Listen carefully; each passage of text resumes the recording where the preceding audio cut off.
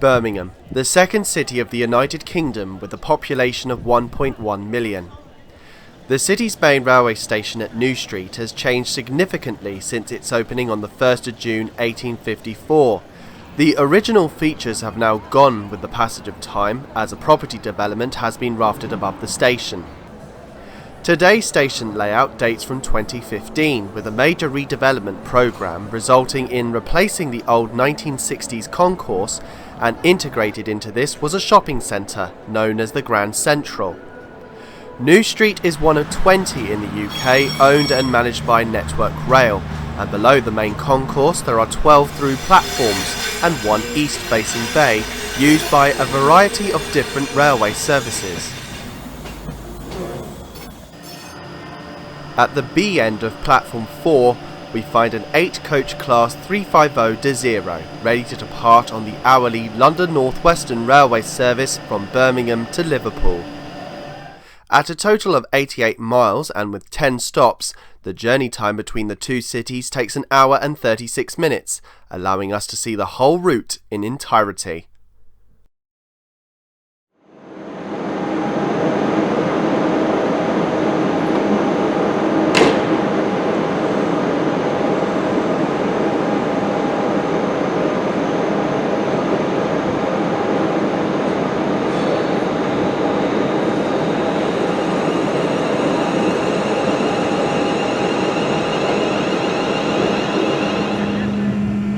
As we leave New Street, the line to the southwest of England diverges to our left, the domain of cross-country services, but also by West Midlands Railway trains on the Cross City line and services to Worcester and Hereford.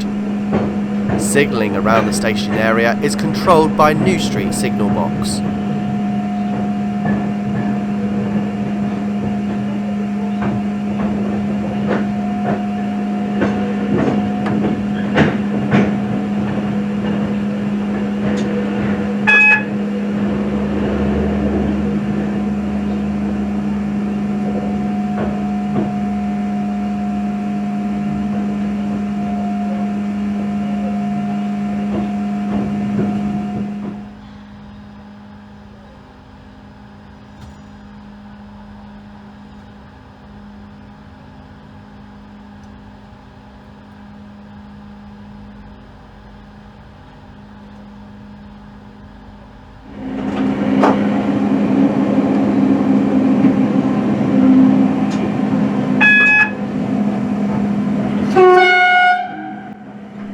Emerging from the tunnel, we pass the site of the original terminus for the Stour Valley line, remaining in use for 2 years until the line into New Street was completed.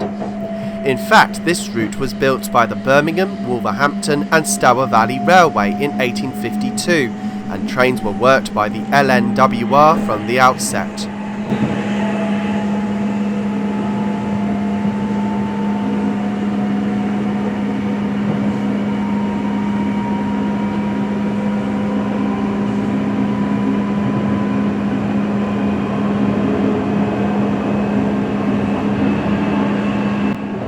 Edgbaston Station was located just here. It was renamed in 1874 as Monument Lane. The station was relocated in 1886 and taken out of use in 1958.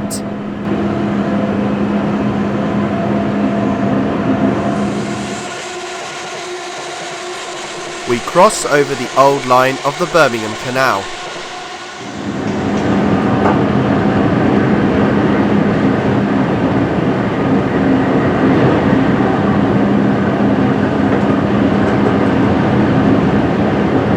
The tracks divide here as we pass the site of the former island platform at Winson Green. It was also where the Harborne line diverged from 1874 to 1963. We pass the Soho train maintenance depot. Adjacent to the depot is Soho Curve South Junction, which links with the Chase line to Walsall and Rugeley Trent Valley, and taken by West Midlands Railway services every half hour.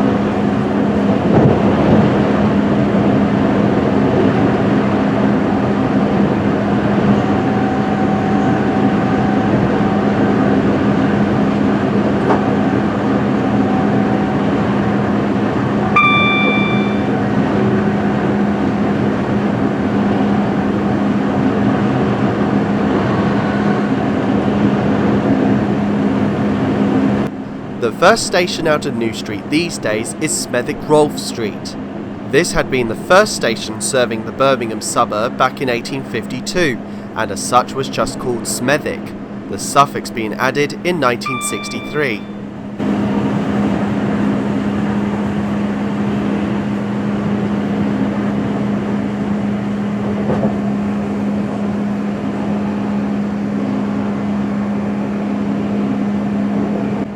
Diverging on the left is the connection with the Snow Hill lines.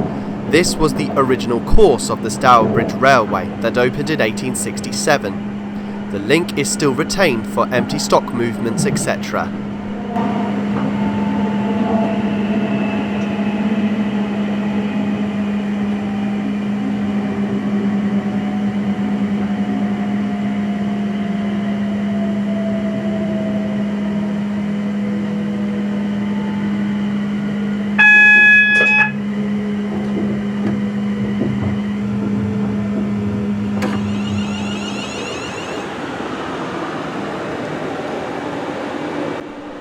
Smethwick Galton Bridge is formed on two levels, known simply as high and low level. The former is served by diesel trains provided by WMR, who run services to Dorridge, Stratford-upon-Avon, Worcester, Great Malvern and Whitlock's End. Transport for Wales also call here every hour to destinations such as Holyhead and Aberystwyth. The station had in fact opened in September 1995 as part of the jewellery line scheme on the high-level platforms.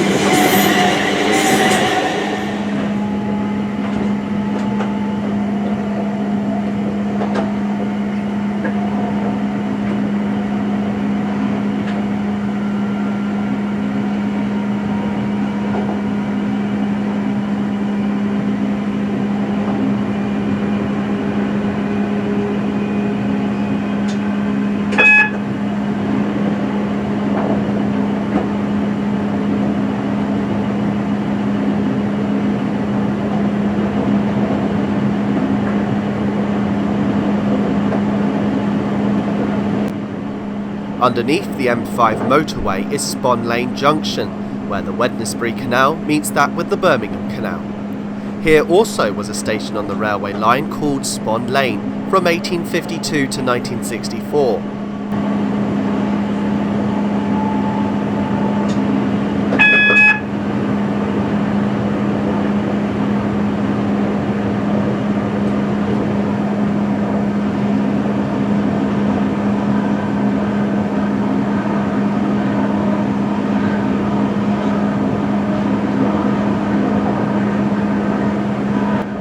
The long platforms of Sandwell and Dudley are used for the hourly Avanti West Coast services which head to Scotland.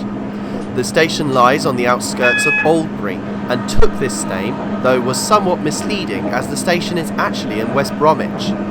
A more central station was built by the GWR from Langley Green in 1885, but was an early closure in 1915. The station was renamed Sandwell and Dudley in 1984.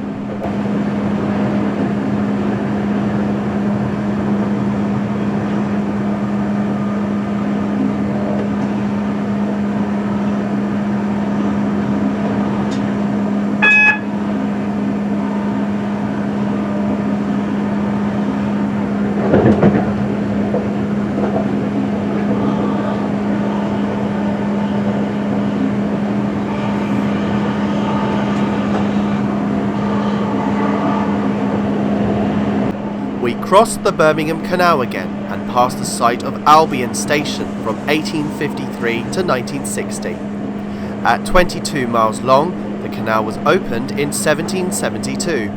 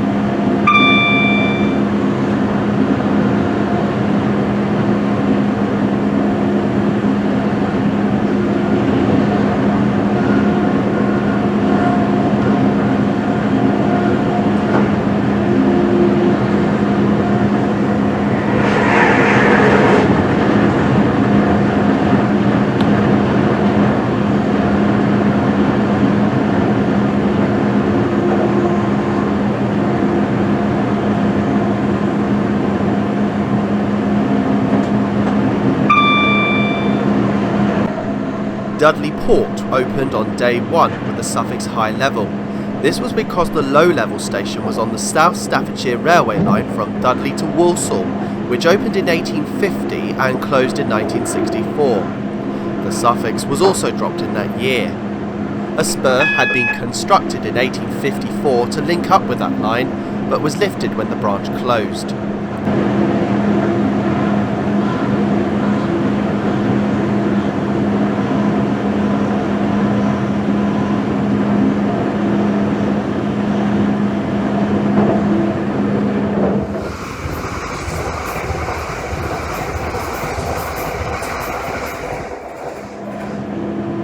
This is Tipton Station, formerly Tipton Owen Street until 1968. There used to be a level crossing at the southern end of the station, but was removed in 2010 with the opening of the relief road that now burrows underneath. In that year the station was refurbished and the platforms extended to accommodate longer trains. Here was the site of Tipton Junction, connecting with the 1863 built South Staffordshire Railway line to Wednesbury, forming a triangle of lines so that trains could operate in either direction. The original SSR line diverged on our right here at the former Bloomfield Junction.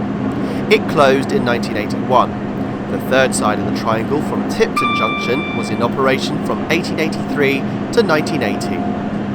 There is no trace of the former trailing junction, which used to connect with the Oxford, Worcester and Wolverhampton Railway. The spur had been constructed in 1853, but was taken out of use in 1983.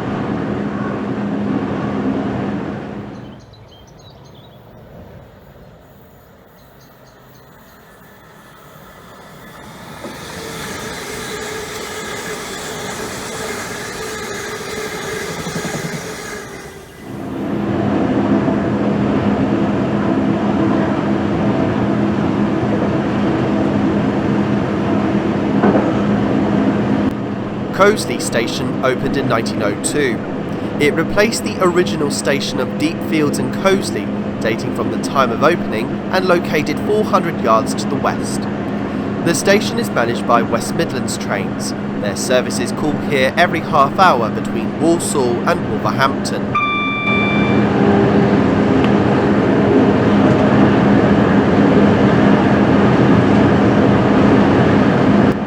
We pass a Transport for Wales Class 158 diesel multiple unit on the 9:28 service from Aberystwyth to Birmingham International.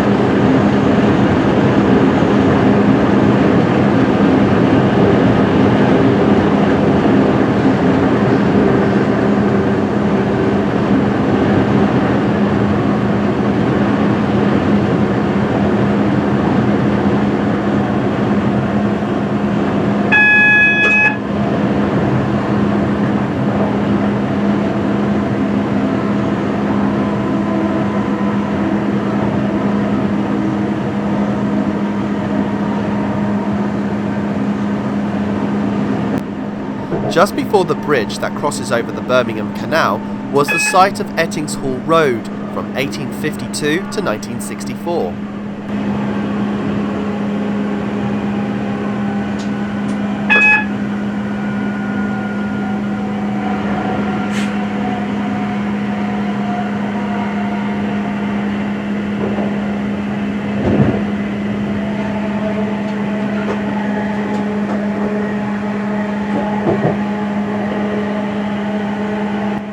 A single line leaves us on our right at Monmore Green, where freight trains served the gasworks.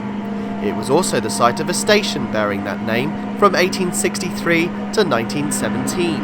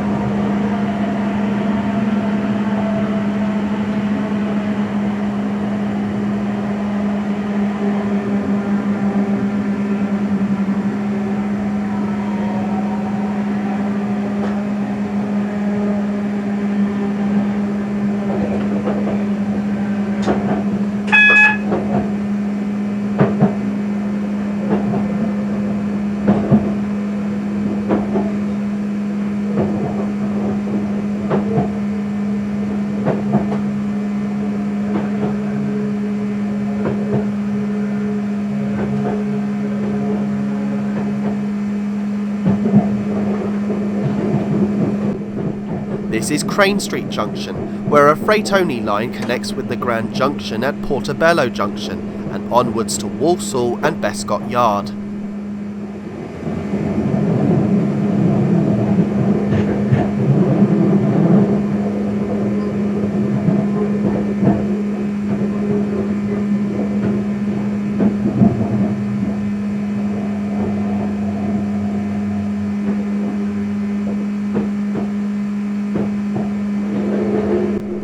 Wolverhampton has its place in history. The first station was opened on the Grand Junction in 1837, but was renamed in 1855 as Wednesfield Heath. Today's station opened in 1852 by the Birmingham, Wolverhampton and Stour Valley Railway, calling their station Queen Street. 2 years later, the Oxford, Worcester and Wolverhampton Railway opened their station, and being at a lower level was called just that, rendering this station to be known as High Level. When the former closed in 1973, the suffix High Level was dropped officially, and today this is the main rail station and managed by West Midlands Trains.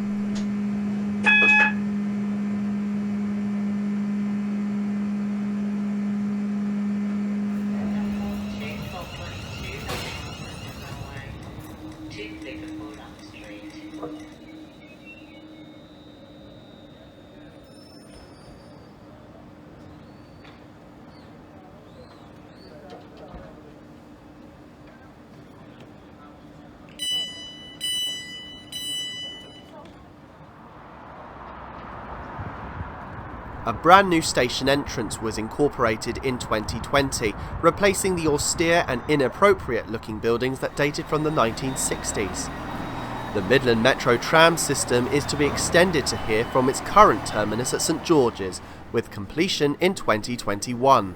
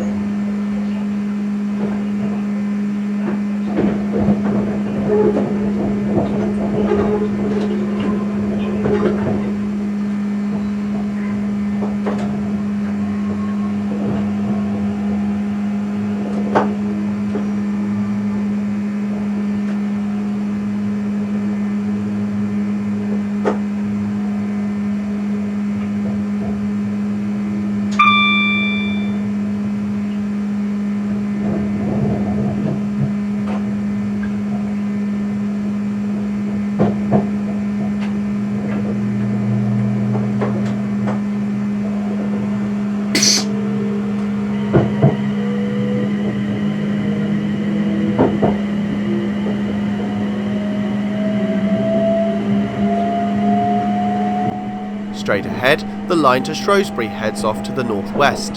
The line was built by the Shrewsbury and Birmingham Railway in 1849 and terminated at a temporary terminus on the edge of the city. The early opening of the S&B meant that they couldn't access Birmingham, not until the Stour Valley Railway was completed in 1852. The LNWR at this time decided to do all it could to harm the Shrewsbury and Birmingham and its associated railways, so the latter allied themselves with the GWR in 1854, the company having reached Wolverhampton in that year. The Shrewsbury and Birmingham is still an important route between both cities. Trains operated by West Midlands, Transport for Wales and Avanti West Coast using this line on a daily basis.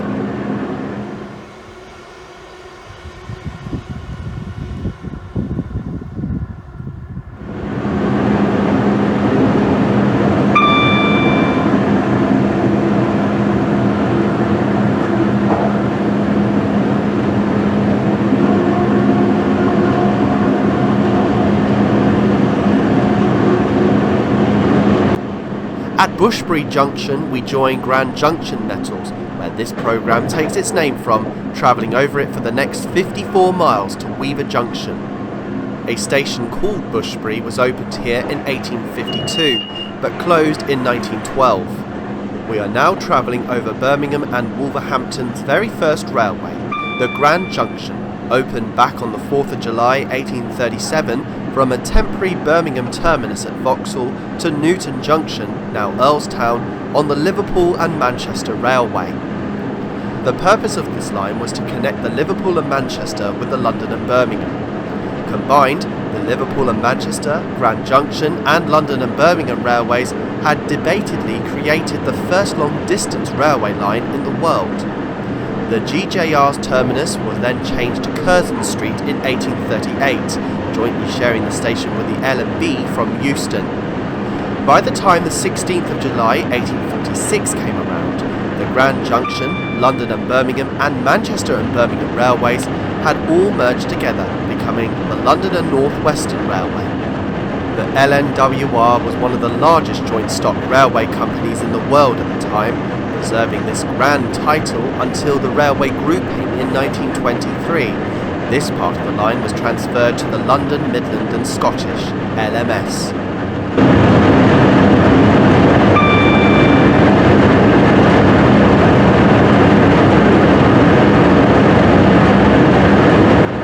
After passing beneath the M54 Birmingham to Shrewsbury motorway, the urban area gives way to greenery.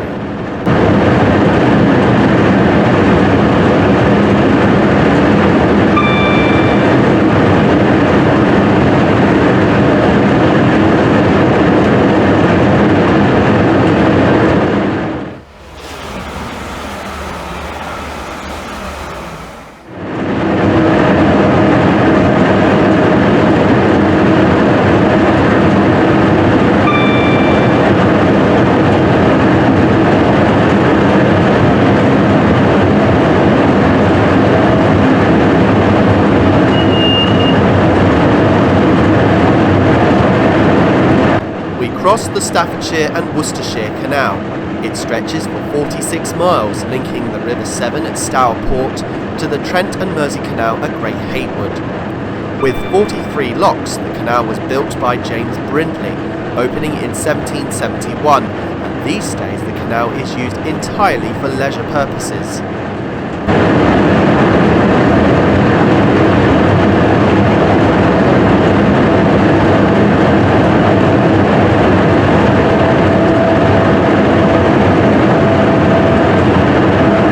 This was Four Ashes Station, serving the village of the same name, and two others called Coven and Featherstone. The station closed in 1959.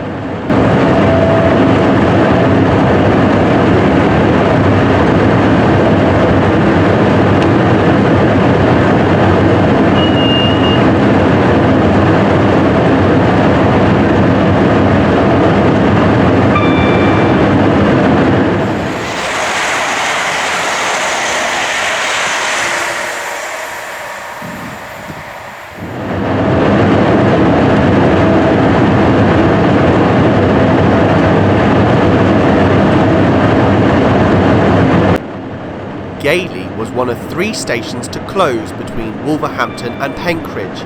It had been opened with the line in 1837 as Spread Eagle, named after the local pub.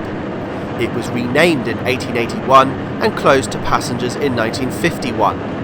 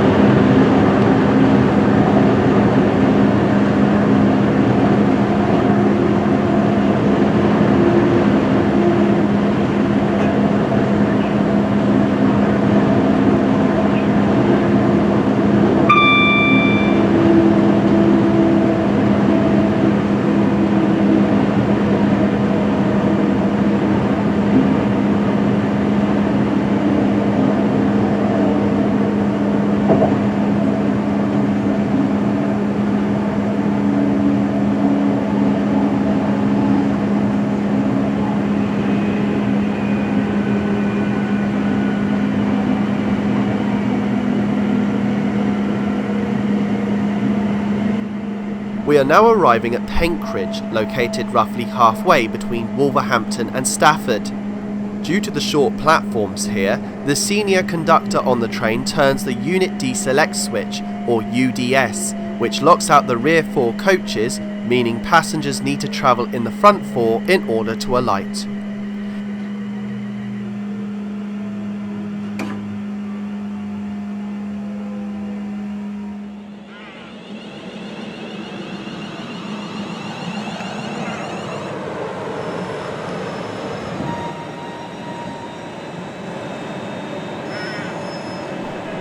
The station opened with the line by the request of Baron Hatherton, who lived in his nearby manor at Hatherton Hall, who'd given permission for the railway company to build through his land on the condition that 2 trains a day stopped here. Penkridge was on the hit list for closure in 1962, however the incumbent Baron Hatherton had threatened to withdraw the right of the railway to cross his land if the station closed. Alas, British Rail relented, and the station remains open today. It also had a short branch line that connected with the collieries at Huntingdon until the mid-1980s.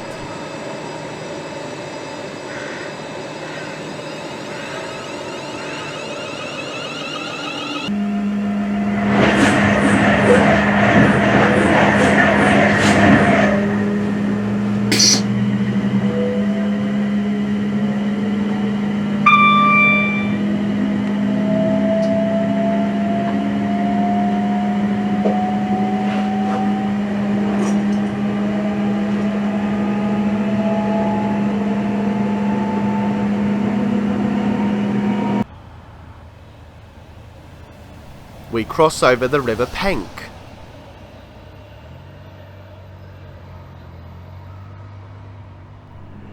The Class 350 Desiro trains were built with various subclasses between 2004 and 2014, manufactured by Siemens Mobility at their works in Krefeld, Germany. The Mark 1s, numbered 101 to 130, entered service in 2005, originally part of an order of 32 5-car Class 450 units for South West trains, though never built. However, the Mark 1s were dual voltage, allowing trains to work on the overhead wire and third rail systems. In order to replace the Class 321s on the Silverlink County services, a second batch was built and delivered in 2009, these being classified as Mark 2s, numbered 231 to 267. With the upgrade of the maximum train speed from 100 to 110 mph, 10 additional 4-car trains were built for the former London Midland franchise to provide additional capacity, entering service in 2014. These classed as Mark 3s, number 368 to 377. Finally, the Mark 4s were built and introduced to TransPennine Express in 2013 to run on their Manchester Airport to Glasgow Edinburgh services, numbered 401 to 410. Since 2020, all 350 Mark trains are now provided by London North Western Railway, all with a top speed of 110 miles an hour. Yet the Mark 2s will be taken out of service when the brand new Class 730 Aventra trains arrive.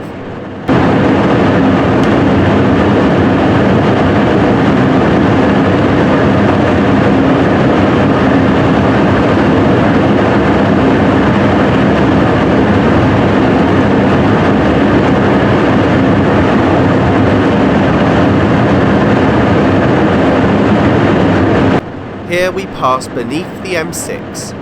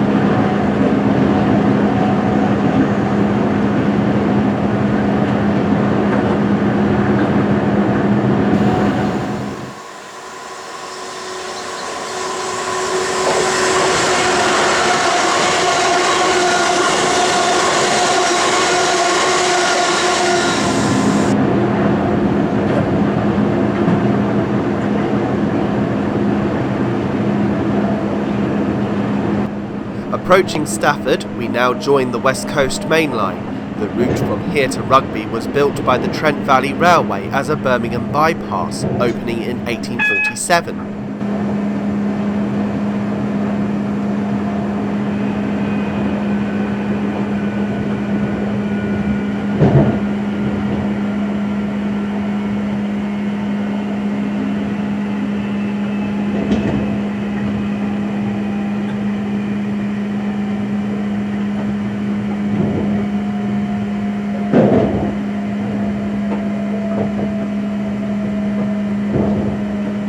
Stafford is the county town of Staffordshire, population 68,000. The station is managed by Avanti West Coast, although only one train an hour calls here, that being the trains from London to Liverpool.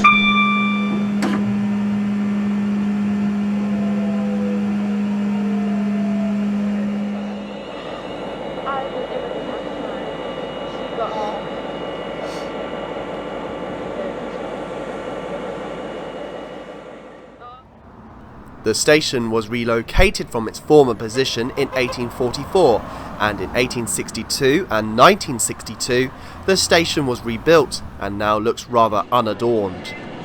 Currently the station has many facilities which are typical of those across the Avanti West Coast network, such as a ticket office, toilet, car park, coffee shop and newsagent.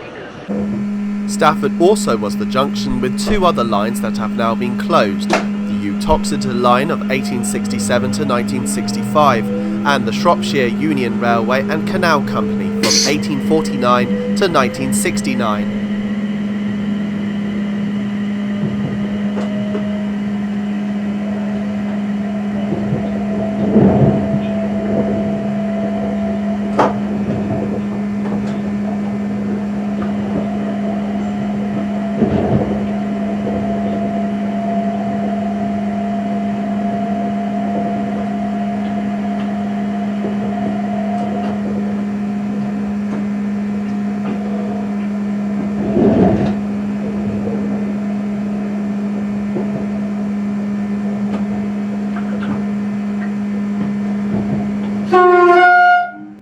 Our driver takes the train over Docksey Junction to join the down fast line, where we can accelerate to the maximum line speed, 110 miles an hour.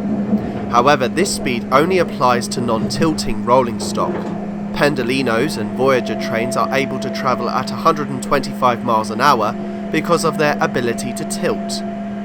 Drivers of tilting trains follow instructions from the circular orange speed boards, the letters EPS above the given value, meaning enhanced permissible speed. Happy with the fact our 8-coach train is clear of Docksey Junction, our driver now applies full power.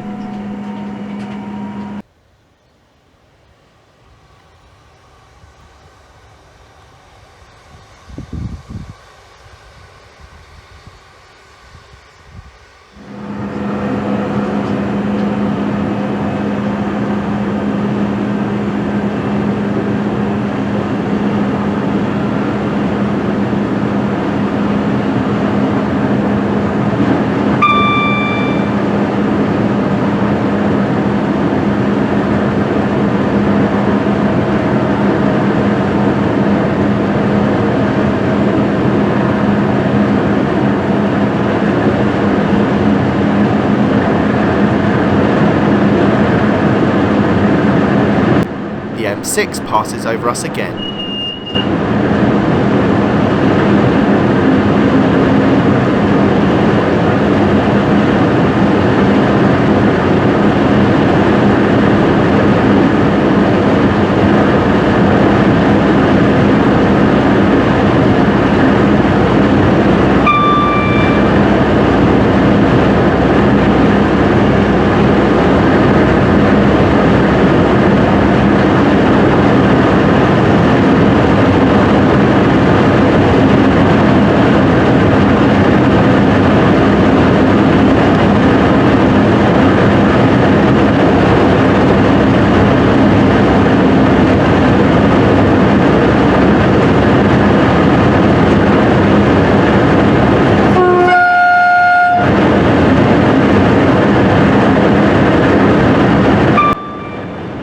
The 24-mile dash between Stafford and Crewe have no stations open. Great Bridgeford was one such example. Opening with the line in 1837, it closed 3 years later. The station was reopened in 1876 with the prefix Great and closed for good in 1959.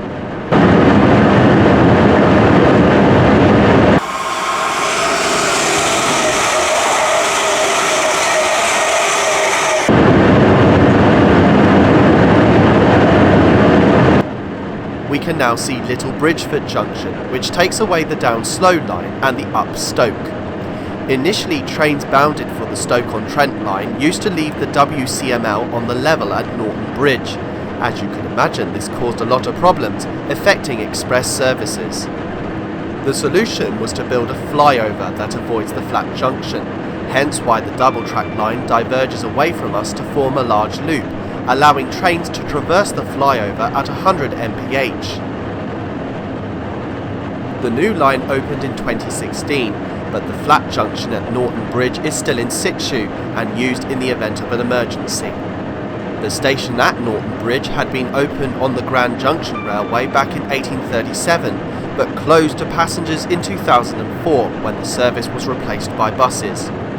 It's unusual to think that the platforms remained open with no scheduled services for 13 years before finally being closed for good in 2017. The 2016 flyover now crosses us here. The sharp bend around Norton Bridge required a slight speed reduction of 105 miles an hour, but now after the bridge we can get back to full line speed once more. The down slow line rejoins. The slow lines have a maximum speed limit of 100 miles an hour.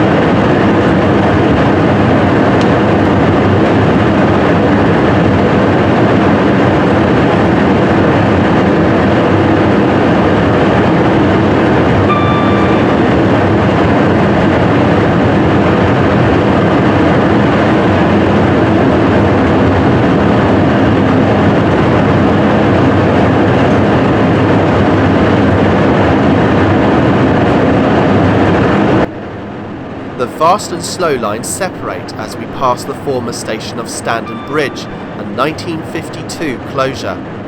The station was not far away from the Mill Mease pumping station, which our train passed prior to the closed station. It was an early 20th century steam-powered water pumping station built by the Staffordshire Potteries Waterworks Company, and between 1926 and 1927 parts were delivered to Standon Bridge during the installation of a second steam engine.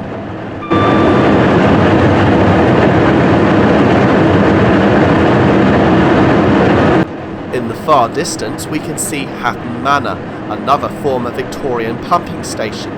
This one survives today as a Grade 2 listed building and converted into private homes.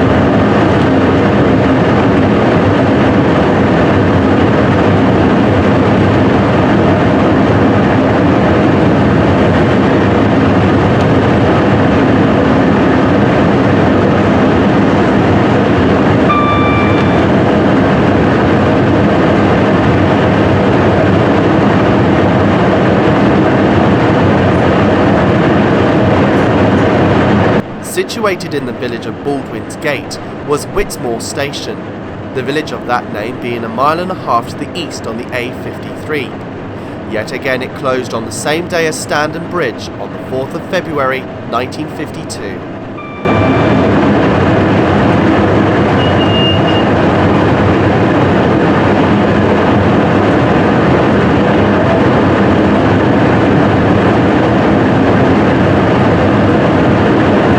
Pass an Avanti West Coast Class 390 Pendolino, heading en route to London Euston.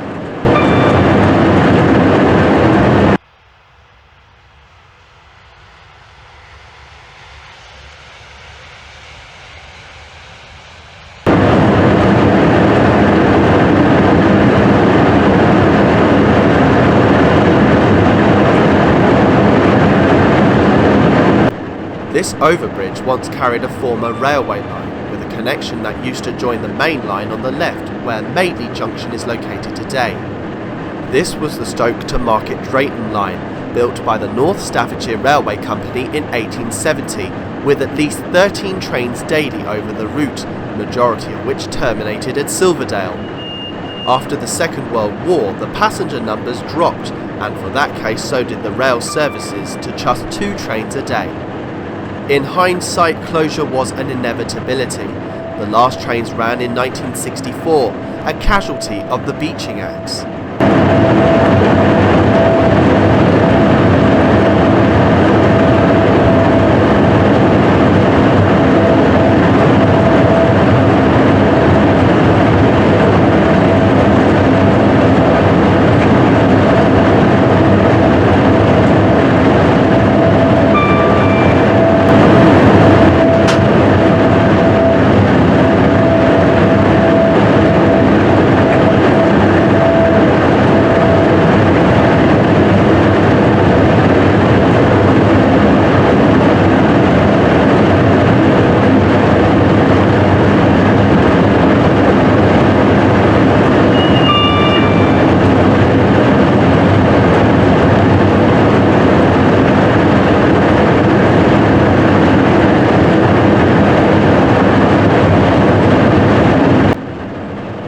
Pass a Freightliner Class 66, hauling an empty ballast train 6 Victor 26 from Crewe Basford Hall to Bescot Yard.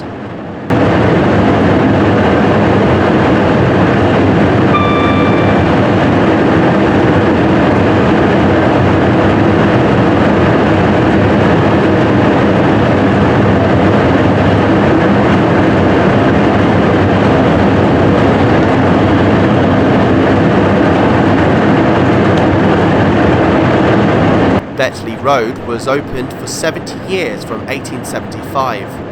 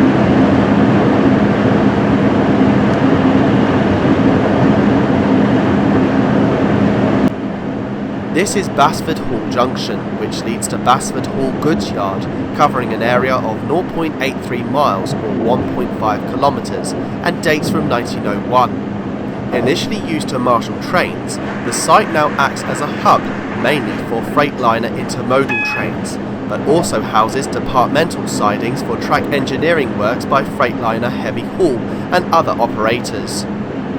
For a period in the 1930s, Basford Hall was the busiest marshalling yard in Europe, handling between 28,000 and 47,000 wagons every week.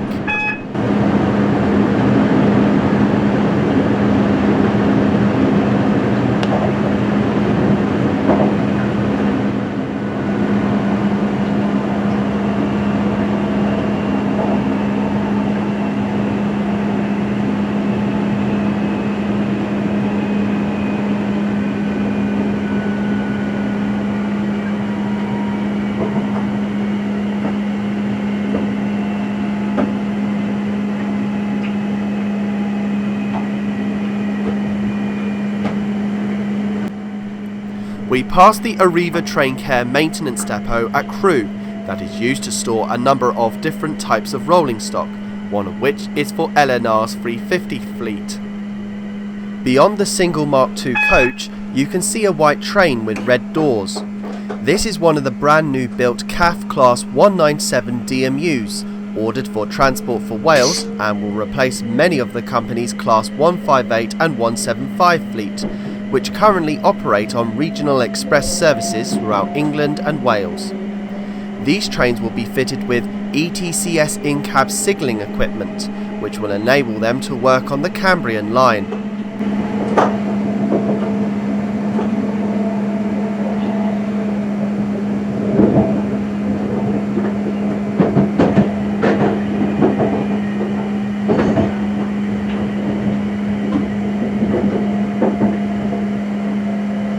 This is Crewe's South Junction, where lines from Shrewsbury come in from the left and lines from Stoke-on-Trent on the right.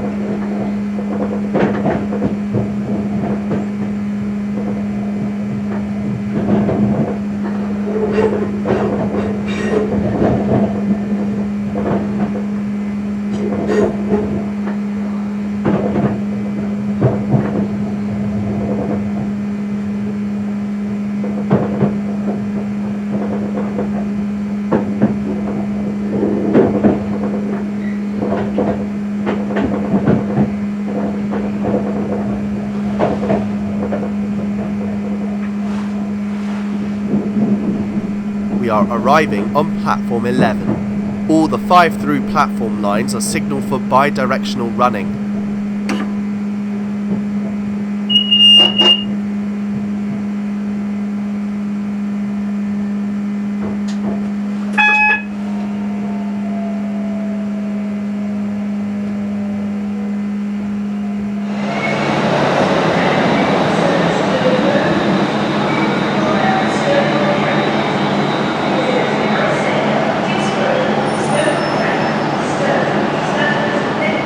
One of the most historically significant railway stations in the world is here at Crewe, a major junction with 6 routes that diverge to all corners of England, Scotland and Wales. An important railway stop on the West Coast Main Line, being 158 miles to the north of London Euston, the 12-platform station is managed by Avanti West Coast and incorporates a modern passenger entrance with ticket office, and on the platforms a number of retail outlets serving hot and cold refreshments.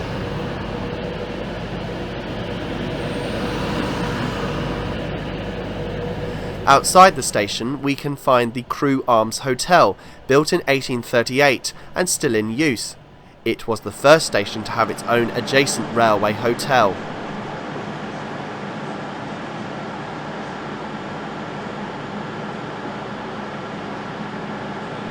Crewe Station has seen various changes over the years.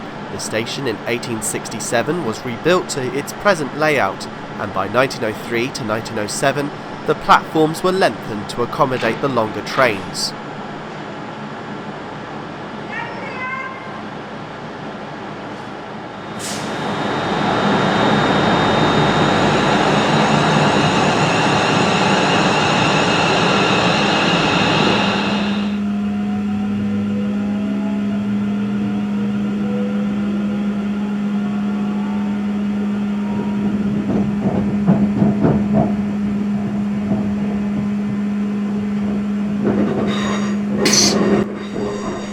As we depart Crewe, the North Wales coastline to Holyhead via Chester of 1840 diverges to the left, whereas opposite the route to Manchester, also opening in 1840, heads off to the northeast.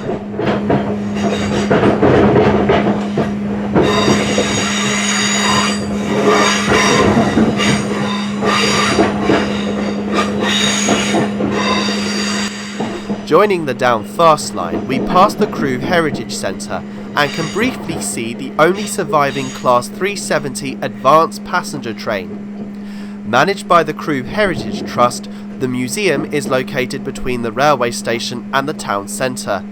The site was in the location of the old works, which was demolished in the early 1980s. Signalling has now transferred to Winsford signal box. The WCML was electrified to Liverpool by 1963.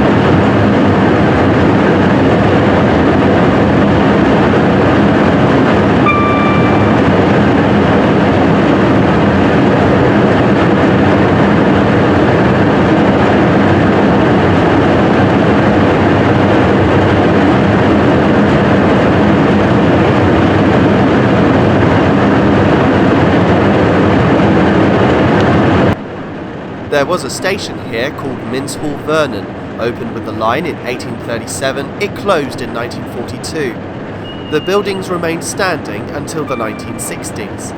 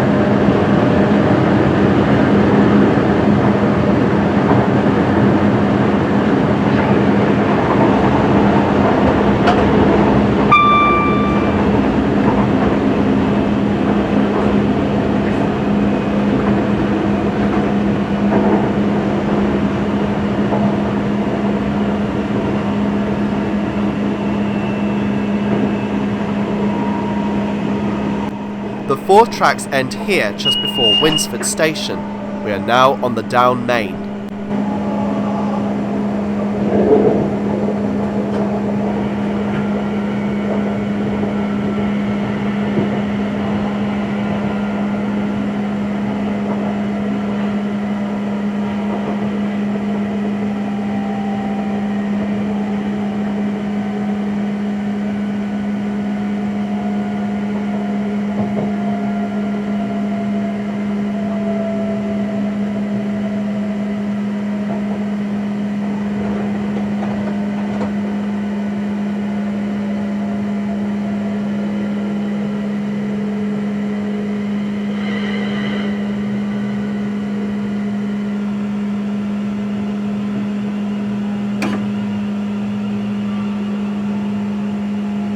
Winsford station has short platforms, being only able to accommodate a train of 4 coaches, so once again the UDS switch needs to be turned by the guard.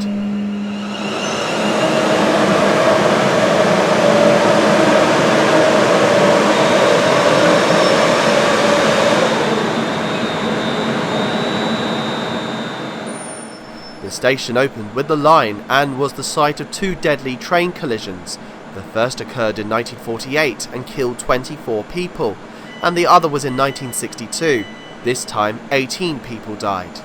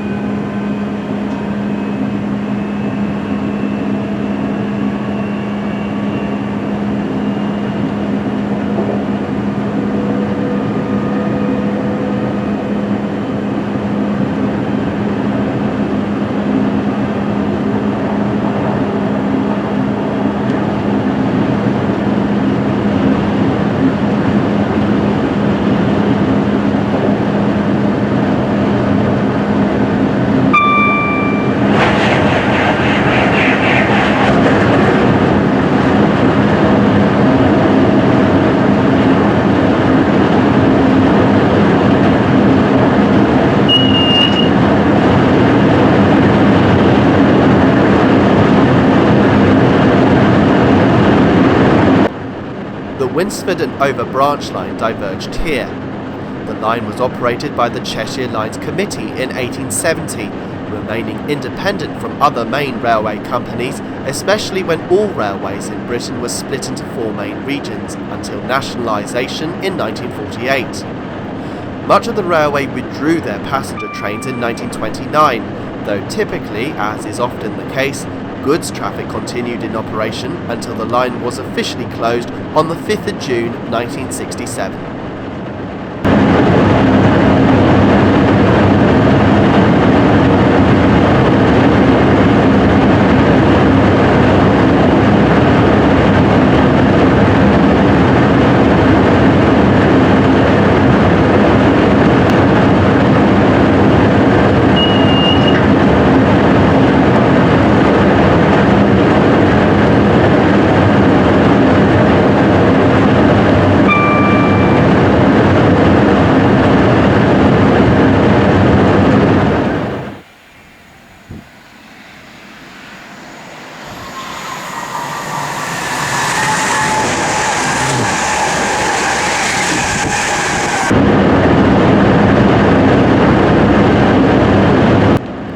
This viaduct crosses the River Weaver for the first time.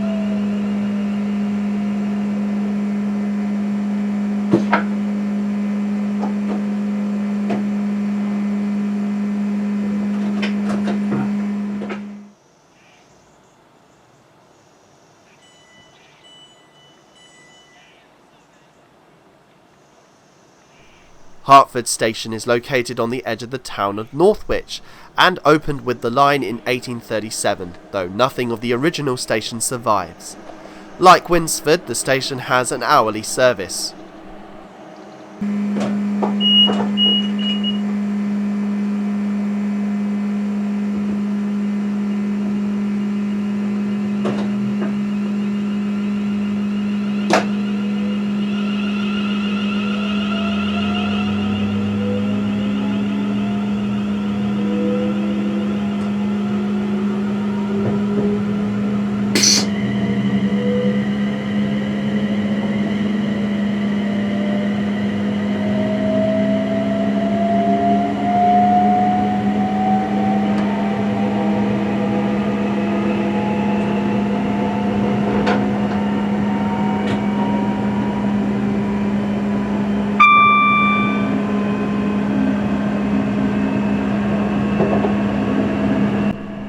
This bridge carries the Mid-Cheshire line from Manchester to Chester, with a connecting cord seen coming in from the right at Hartford Junction. The line was built between 1862 and 1875, vested in the hands of the Cheshire Lines Committee, a joint committee regulated by the Great Northern and Midland Railways.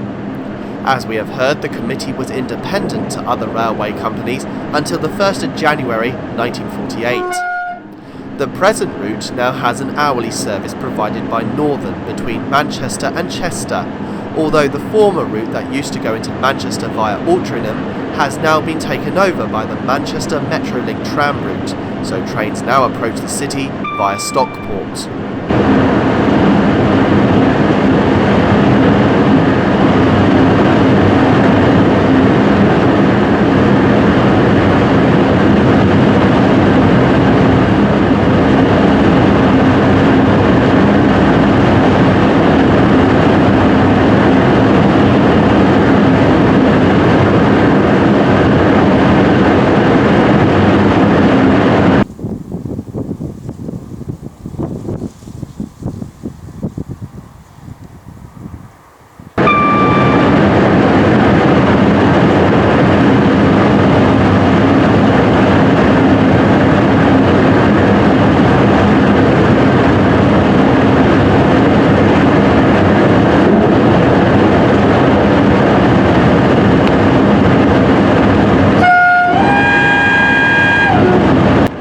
This is Acton Bridge.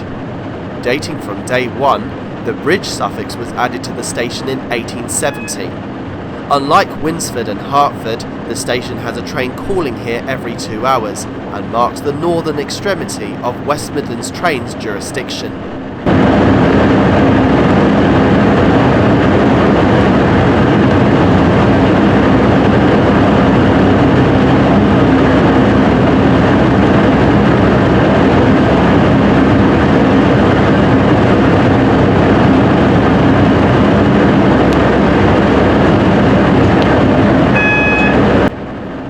Flashing signals are illuminated when a diversionary route is set, in this case at Weaver Junction for the Liverpool line.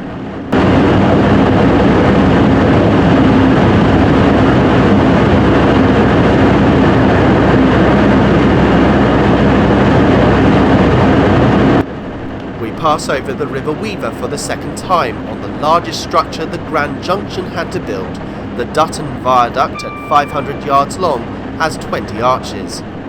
It was completed in 1836 by the engineers Joseph Locke and George Stephenson, and it cost £54,440, equivalent to £5,160,000 today.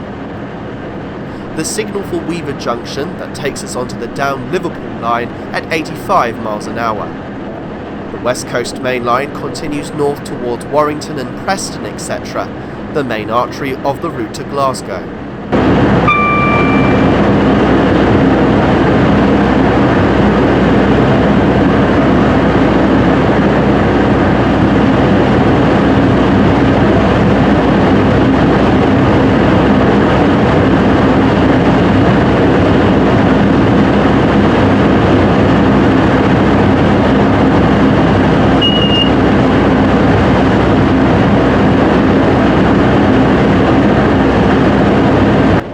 The white sign on the electric pylon indicates a section gap in the overhead wire, meaning that the driver must shut off power temporarily.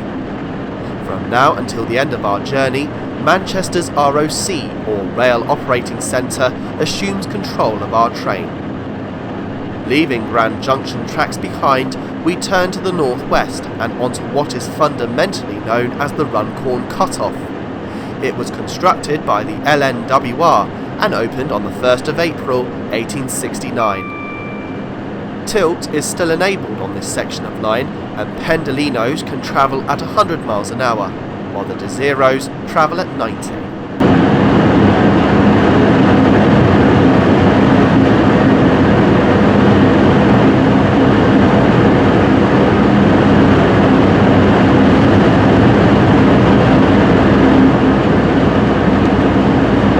This unique bridge that we approach crosses over the Manchester to Chester motorway, the M56.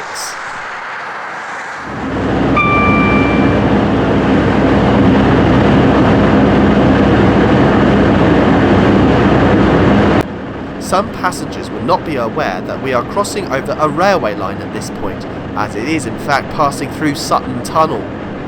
This is the Manchester to Chester line. It dates from 1850, built by the Birkenhead, Lancashire and Cheshire Junction Railway, running from Chester to Warrington. 10 years after opening, the railway became an LNWR and GWR joint concern. The line has an hourly service along it supplied by Transport for Wales between Manchester and Chester.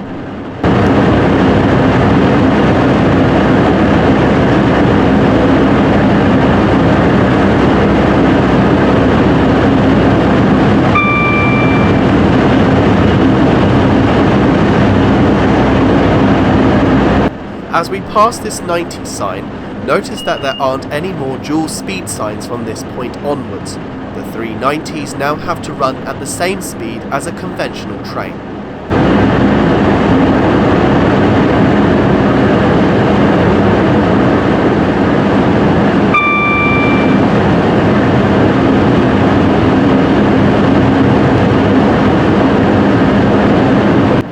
This is Halton Junction, which provides a connection with the aforementioned Chester to Manchester line. It's known as the Halton Curve. The single line route was opened in May 1873 from Frodsham Junction and saw no regular passenger services from the 1970s until the May 2019 timetable change, where a regular service was reinstated, and trains today run between Liverpool and Chester via Helsby.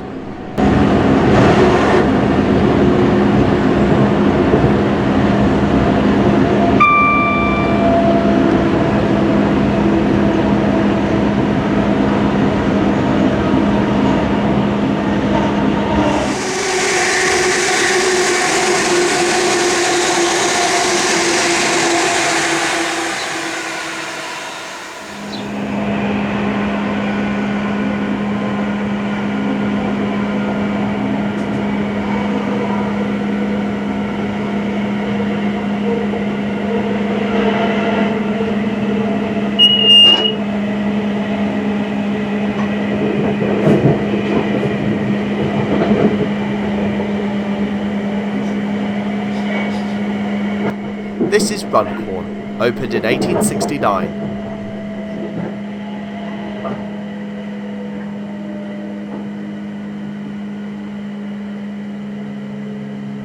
A Class 67 can be seen on our left, coming from Runcorn Folly Lane, heading en route to Northenden in Manchester.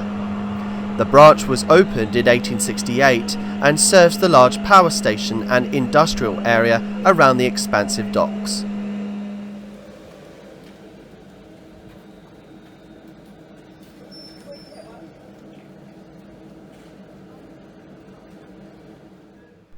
The signal box still stands at the southern end of Platform 2, but no longer sees any function.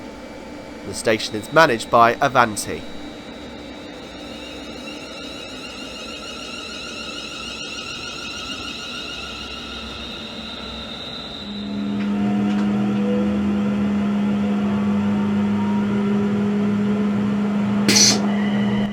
Upon leaving Runcorn, the line now runs out onto the Queen Ethelfelda Viaduct. The height is maintained for the largest and grandest structure on the route, the Runcorn Bridge that spans the River Mersey.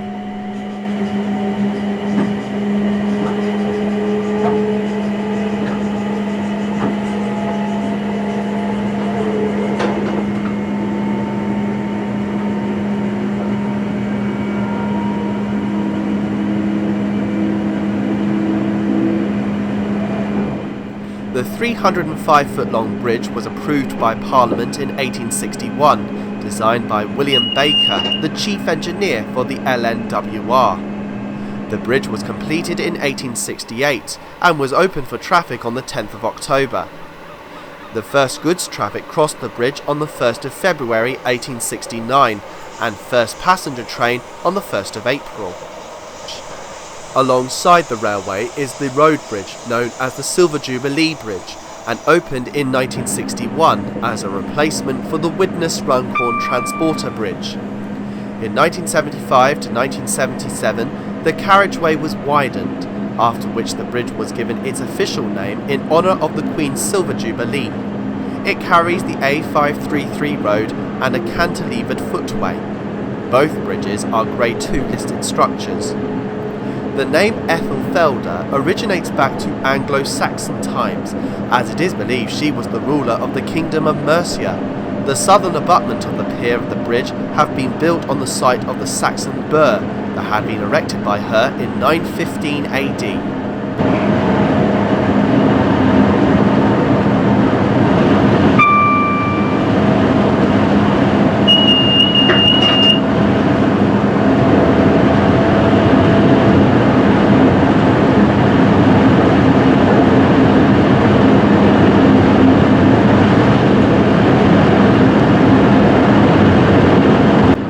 The lines we can now see on our left are the remains of an extensive railway network of the St Helens and Runcorn Gap Railway, though today the route leads to the Fiddler's Ferry Power Station and the Warrington Arpley Yard.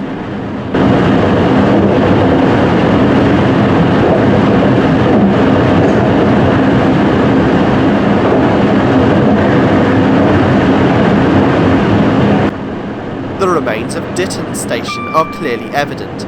It replaced the earlier Ditton Mill Station that lay off to the east. The move occurred in 1871 and was known as Ditton Junction for 102 years. The station closed in May 1994.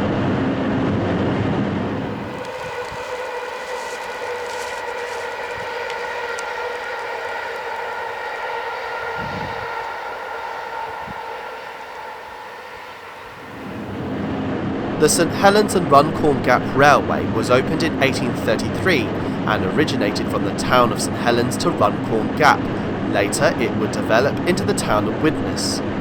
The network had an array of branch lines to Galton, Warrington and Rainford. As one might expect, the railway was absorbed by the LNWR in 1864.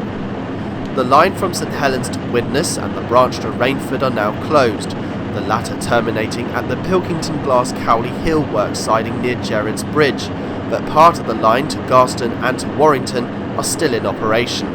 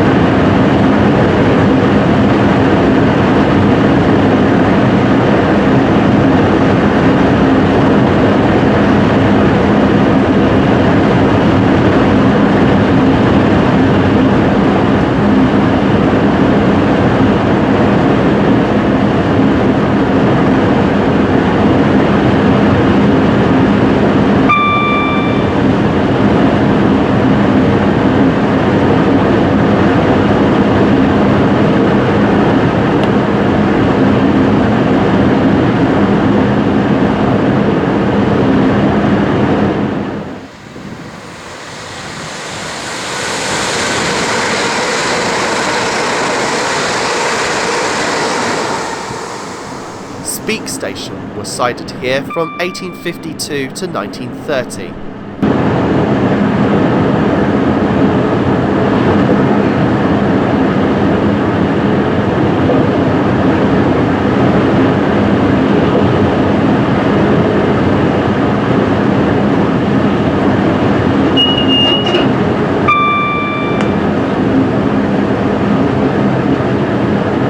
Beyond it is where the freight-only line to Galton container terminal diverges. It lies on the former route opened on the 1st of July 1852 to Galton Docks, the western terminus of the St Helens Railway. It connected with the Galton and Liverpool Railway, whose route opened in 1874, soon taken over by the Cheshire Lines Committee to connect the Liverpool to Manchester line with central Liverpool.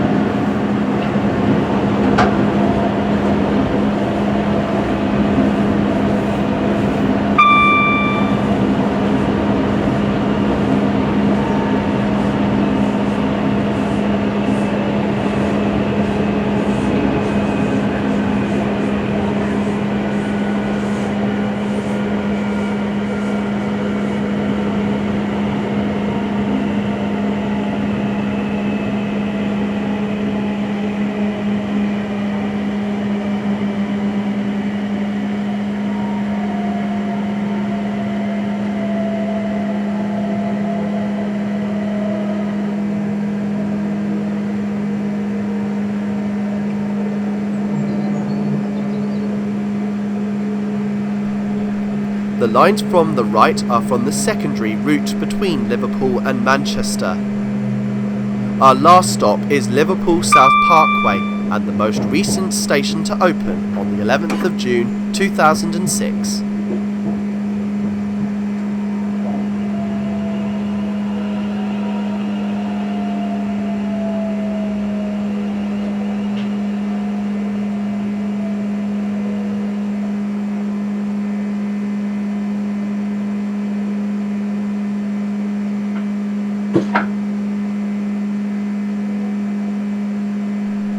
Class 195, another train built by CAF to replace the former Pacer trains between 2019 and 2020. This train is on the northern local stopping service from Liverpool Lime Street to Manchester Oxford Road. It serves, via a bus link, Liverpool John Lennon Airport in the neighbouring suburb of Speke, as well as providing an interchange between mainline services and the Merseyrail rapid transit network. The 1874 route towards Liverpool Central is now provided by the electrics on the Merseyrail. The service emanates from Hunt's Cross, runs underground through the centre of Liverpool before heading north for destinations at Kirby, Ormskirk and Southport. As well as Merseyrail and West Midlands train services, the station is also provided by trains on the northern network to Manchester Airport and Manchester Oxford Road, and East Midlands Railway trains on long-distance express services to Nottingham and Norwich.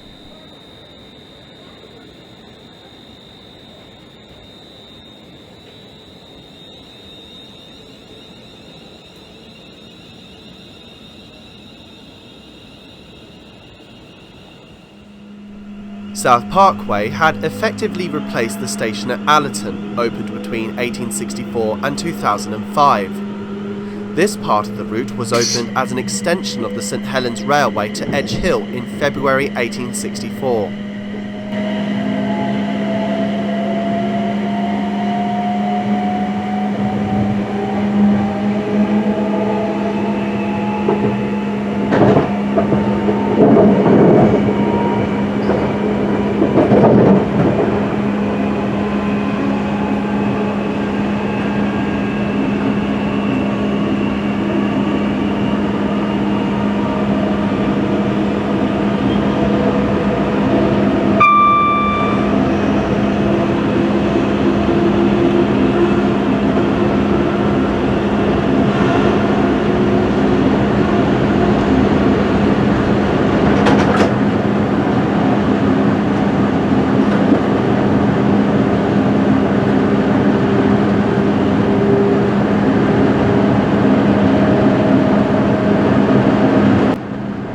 West Allerton opened in January 1939. The station is managed by Northern, although the signage is under the Passenger Transport Executive of Merseyside. The service pattern is of 2 trains an hour from Lime Street to Oxford Road.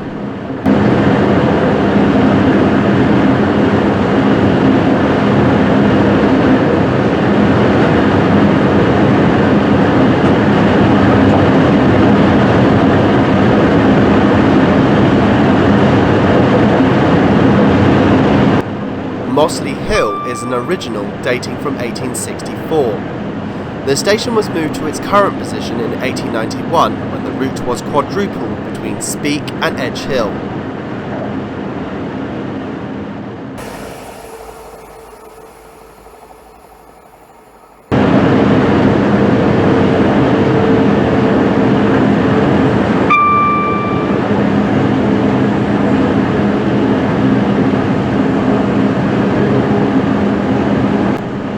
This bridge carries Penny Lane, a name which will be acquainted to fans of the Liverpudlian band The Beatles, who featured this street in their first album in 1967 in tribute to their upbringing in Liverpool.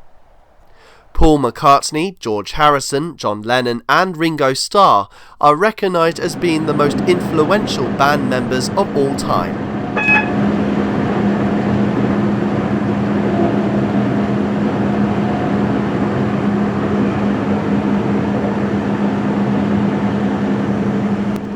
The disused station of Sefton Park opened in 1892 and closed in 1960.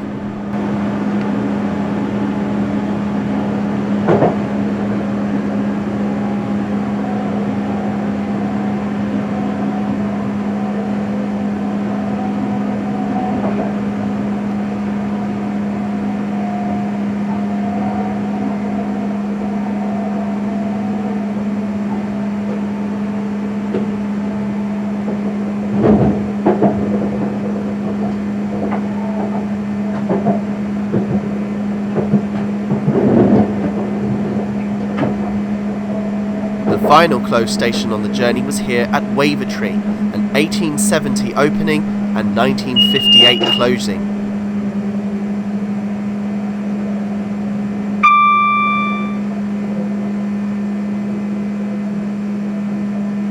The lines to our left lead to the expansive sidings at Edge Hill Depot, located on the former Liverpool and Manchester Railway's works, dating from 1830 at the time of opening.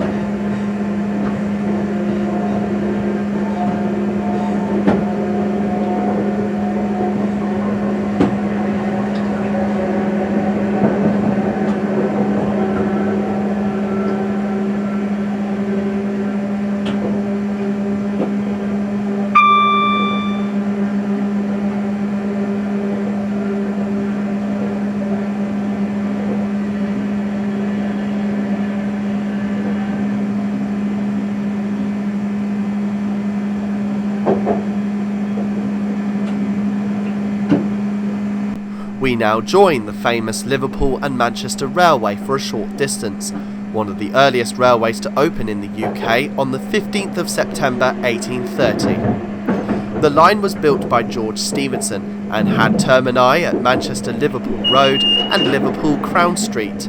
The latter was straight ahead of us. The route now turns to the right through Edge Hill Station of 1886.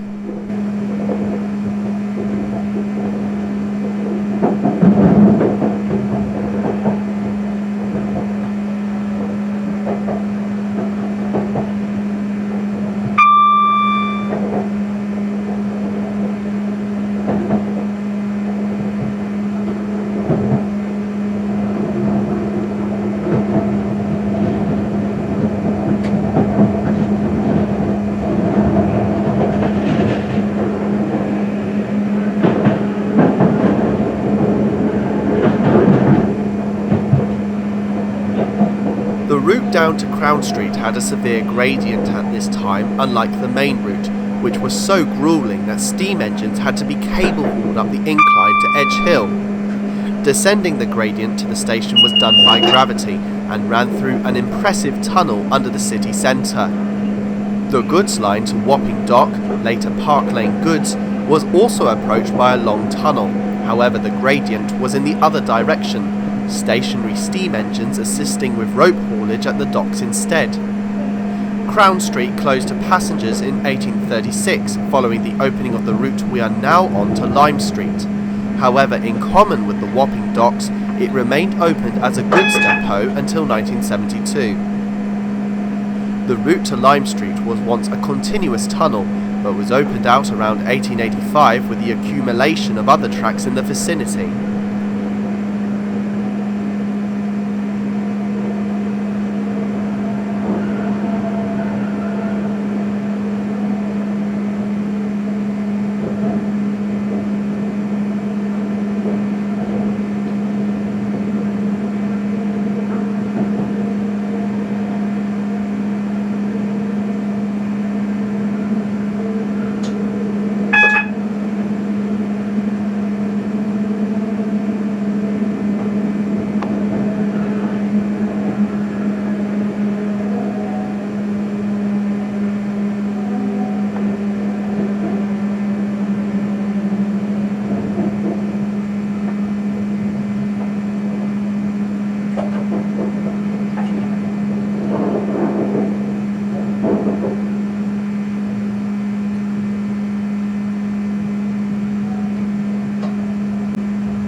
Liverpool Lime Street now has 10 platforms after the remodelling programme that started in 2017 and costing £340 million carried out by Network Rail. The twin overall roofs of Lime Street are an utterly astonishing achievement. The first part only opened with one train shed on the 15th of August 1836. In 1849, a new station had opened on Lord Nelson Street, while the current station today dates from 1867, when the original was replaced and the structures we see today came into being, although the train shed we come under now wasn't fully completed until 1874.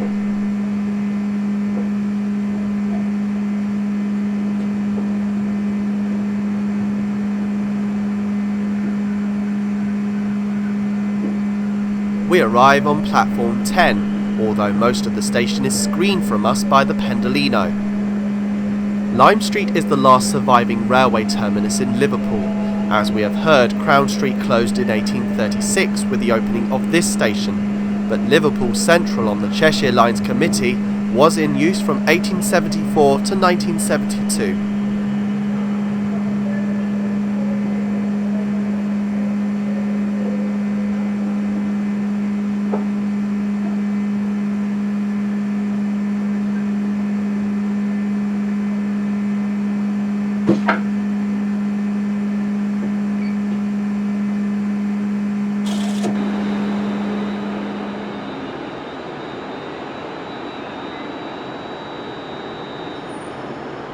The station today is one of 20 owned and managed by Network Rail. Our train will return back to Birmingham in 25 minutes' time, allowing the train crews to change ends. The next train to depart from platform 10 will be the 14:05 London North Western Railway service to Birmingham New Street, calling at Liverpool South Parkway, Runcorn, Hartford, Winsford, Crewe, Stafford, Penkridge, Wolverhampton, Smethwick Galton Bridge and Birmingham New Street. This train is formed of 8 coaches. Due to short platforms, passengers for Liverpool South Parkway, Winsford and Penkridge should board the front 4 coaches. Platform 10 of the 14:05 London North Western Railway service to Birmingham New Street.